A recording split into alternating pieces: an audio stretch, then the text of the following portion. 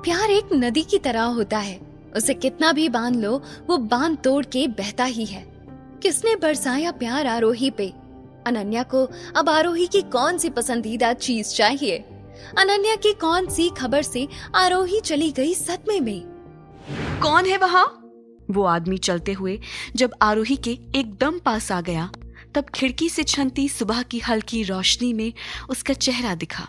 तब जाकर उसे समझ आया कि वो विक्रम ही था। आरोही, आई लव यू। विक्रम की बात सुनकर आरोही एकदम हैरान हो गई। क्या बोल रहे हैं आप? विक्रम ने आरोही के और करीब आते हुए कहा। वही जो तुम सुन रही हो आरोही, आई लव यू। मैं तुमसे प्यार करता हूँ। विक्रम के प्रपोज करने की वजह से आरोही का दिल भी खुशी से झूम रहा था। आरोही की जब आंख खुली तो विक्रम वहां नहीं था। आरोही को याद दिला रहे थे कि उसके और विक्रम के बीच जो हुआ वो सुबह का सपना नहीं बल्कि एक खूबसूरत हकीकत थी। ये सारे ख्याल आते ही आरोही के गाल खुशी और शर्म से लाल हो गए। फिर अचानक आरोही को याद आया कि उसे अपने क्लिनिक जाना है, इसलिए वो जल्दी से रेडी हो गई। आरोही आज बहुत खुश थी। इसकी दो वजह थी। एक तो विक्रम ने आज उससे अपने दिल की बात बोली थी, दूसरी की आज उसकी सैलरी आने वाली थी और इतने दिनों से जिस ड्रेस को लेने के लिए आरोही पैसे जमा कर रही थी, आज सैलरी आते ही वो उस ड्रेस को ले सकती है। शॉप में जाते ही एक स्टाफ आरोही के पास आया और उसने कहा, आपके इतना बोलने पर मैंने ये ड्रेस अब तक किसी और को नहीं दी, लेकिन आज सेल है और लोग इसको खरीद सकते हैं, तो अगर आप इस ड्रेस को ले लेंगी तो ठीक है। नहीं, आज मैं इस ड्रेस को लेने ही आई हूँ, आप इसे पैक कर दो।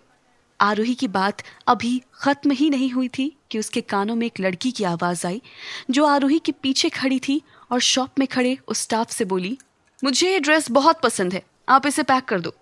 इस आवाज को सुनते ही आरोही पीछे मुड़ी तो उसने देखा कि अनन्या वहां खड़ी थी और उसके साथ विक्रम भी था।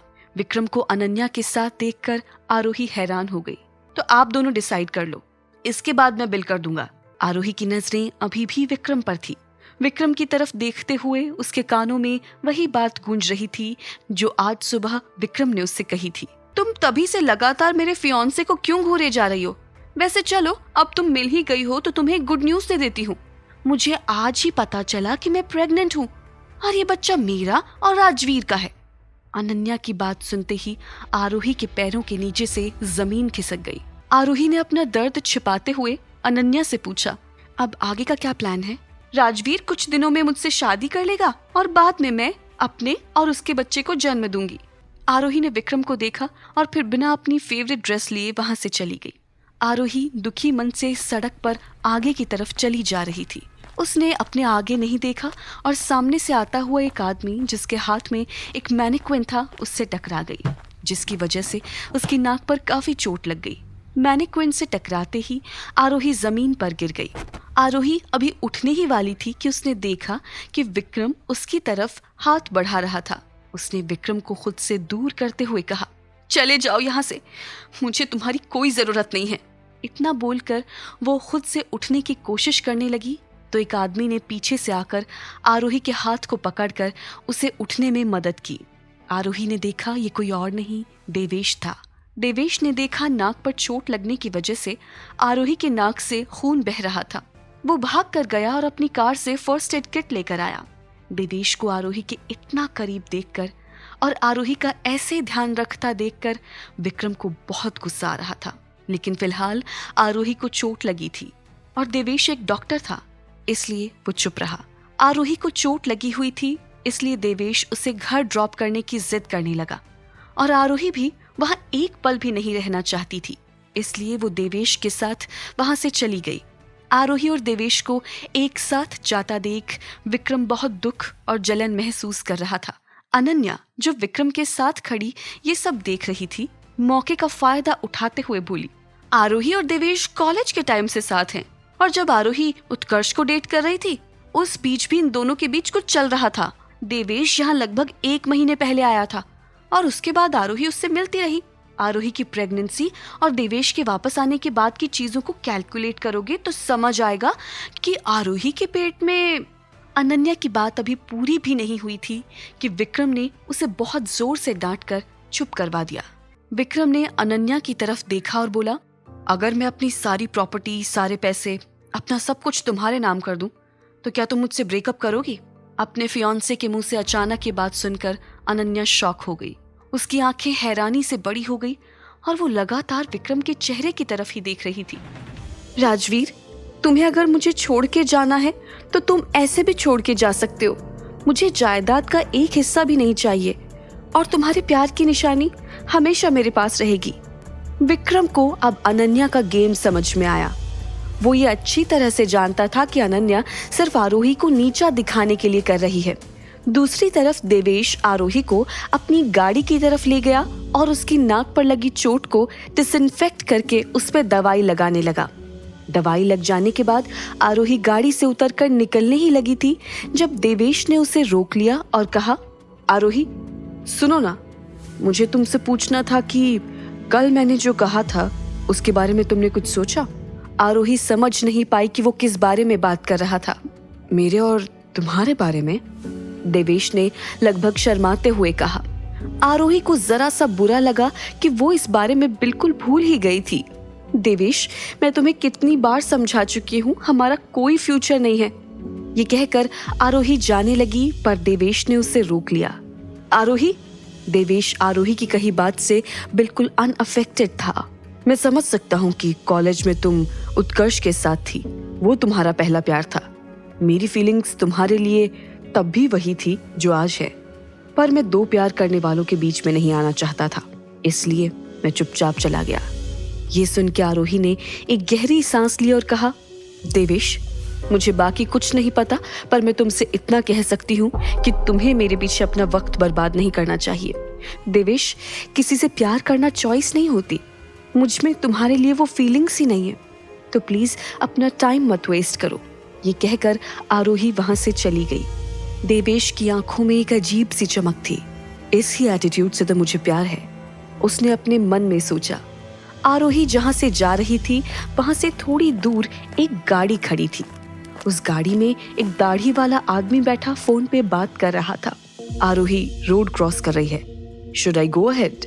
दूसरी तरफ से जवाब सुन के इस आदमी ने फोन रखा और एक्सेलरेटर पे पूरा जोर दे दिया। आरोही इस बात से अनजान थी कि उसकी तरफ एक गाड़ी तेजी से बढ़ के आ रही है, लेकिन देवेश ने ये देख लिया था। वो गाड़ी उससे आके टकराने ही वाली थी कि देवेश ने आके उसे धक्का दे दिया। वो बच गई, पर जैसे ही उसने मुड़ के पीछे देखा, देवेश जमीन पर पड़ा था। इससे पहले कि आरोही देख पाती कि गाड़ी में कौन था, वो गाड़ी वहां से चली गई। वो आरोही तुरंत उसे हॉस्पिटल लेके गई। लगभग 1 घंटे बाद ऑपरेशन थिएटर से डॉक्टर बाहर आई और आरोही से कहा, the situation is under control, but कुछ टाइम थोड़ा ध्यान रखना पड़ेगा, काफी गहरी चोटें लगी है। Anyway, I will be around, कुछ भी चाहिए हो तो नर्स आस पास ही रहेंगी। कहकर डॉक्टर चली गई। आरोही अंदर देवेश के पास गई। उसने देखा कि देवेश को शरीर पे ज्यादा चोट नहीं आई थी, शायद कोई इंटरनल इंजरी हो, इसलिए डॉक्टर ने कुछ समय ध्यान रखने को कहा है। उसने सोचा। थोड़ी ही देर में देवेश को होश आ गया। वो उठ के सीधा बैठ गया और आरोही का हाथ पकड़ के बोला, आरोही तुम ठीक हो ना? तुम्हें कहीं चोट तो नहीं लगी? ये सुन के आरोही इमोशनल सी हो गई। नहीं देवेश, थैंक्स टू यू, मुझे कोई चोट नहीं आई, पर तुम्हें काफी ज्यादा चोट लगी है। डॉक्टर ने कहा है कि तुम्हें कुछ दिन बहुत सारे आराम और केयर की जरूरत है, तुम आराम से लेट जाओ। देवेश को अच्छा लग रहा था कि आरोही उसकी चिंता कर रही है। धीरे धीरे करके वो आराम से लेट गया। आरोही, तुम्हें बचाते हुए मुझे कुछ हो भी जाता ना तो मुझे बिल्कुल भी गिल्ट नहीं होता। उसने जैसे ही ये कहा, आरोही की आंखों से आंसू टपकने लगे। इससे पहले वो कुछ कह पाती, कमरे का दरवाजा खुला। दरवाजे पर विक्रम था। वो अपनी व्हीलचेयर धकेलते हुए देवेश के बेड के पास पहुंचा। देवेश को देखते हुए उसने कहा, मैंने तुम्हारे एक्सीडेंट के बारे में सुना तो मैं तुमसे यहाँ मिलने चला आया, पर यहाँ तो कुछ और ही चल रहा है। विक्रम के ये शब्द आरोही को बहुत चुभे। आप सही वक्त पे आए हैं भाई, देवेश ने एक्साइटेड होके कहा। हम लोग अभी आप ही के बारे में बात कर रहे थे, बताओ आरोही। आरोही चुपचाप खड़ी थी। भाई एक्चुअली ये वो ही बात है जो मैंने आपसे कल की थी, पर आप इतना गुस्सा हो गए तो हमने सोचा कि मिल के आपसे पूछेंगे तो शायद आप मान जाएं। भाई हम दोनों बात कर रहे थे कि साथ रहना चाहते हैं, पर आपकी परमिशन के बिना हम कुछ नहीं करना चाहते थे। देवेश की ये बात सुन के विक्रम के चेहरे के रंग उतर गए। तुम दोनों ने इस बारे में बात की है? विक्रम ने आरोही की तरफ देखते हुए पूछा। हाँ, देवेश सही कह रहा है, हम दोनों ने मिलकर ये बात की है। वो आपसे झूठ थोड़ी ना बोलेगा। आरोही ने विक्रम की आंखों में आंखें डाल के कहा। मुझे लगा कि तुम्हें सीरियस इंजरीज हुई हैं, इसलिए मैं तुमसे मिलने आया था, पर यहाँ तो तुम अपनी भाभी के साथ अपनी दुनिया बनाने के सपने देख रहे हो। मैं अपना जवाब तुम्हें कल ही दे चुका हूँ। उसने बिना पीछे मुड़े कहा, इस बारे में सोचना भी मत। वो तेजी से हॉस्पिटल के कॉरिडोर की तरफ गया। उसके दिमाग से आरोही का चेहरा जा ही नहीं रहा था। फिर एकदम से उसके दिमाग में देवेश और आरोही की इमेज साथ में आई तो उसे और गुस्सा आ गया। वो आरोही से प्यार करने लगा था, पर अनन्या के एहसान के तले दबा हुआ था। काश उस रात अनन्या की जगह आरोही ने ही उसकी जान बचाई होती तो आज सब कुछ कितना स्मूथ होता। इन ख्यालों में खोए हुए वो खुद की व्हीलचेयर धकेलते हुए जा रहा था जब एकदम से उसके सामने सीढ़ियां आ गई। इससे पहले कि वो कुछ कर पाता, वो व्हीलचेयर सीढ़ियों पर आ गई और वो पलट के गिरते हुए चला गया और बेहोश होकर गिर गया। क्या विक्रम कभी ये जान पाएगा कि उस रात आरोही ने ही उसकी जान बचाई थी? क्या विक्रम और आरोही का टूटा हुआ रिश्ता जुड़ पाएगा? क्या विक्रम के मना करने के बाद भी देवेश आरोही को साथ ले जाने की जिद पे अड़ा रहेगा? क्या आरोही को पाने का देवेश का सपना होगा पूरा? जानने के लिए देखिए अगला एपिसोड सिर्फ पॉकेट एफएम के YouTube चैनल पर। और शादी के बाद के सारे एपिसोड्स को सुनने के लिए डिस्क्रिप्शन में दी हुई लिंक से डाउनलोड कीजिए पॉकेट एफएम ऐप।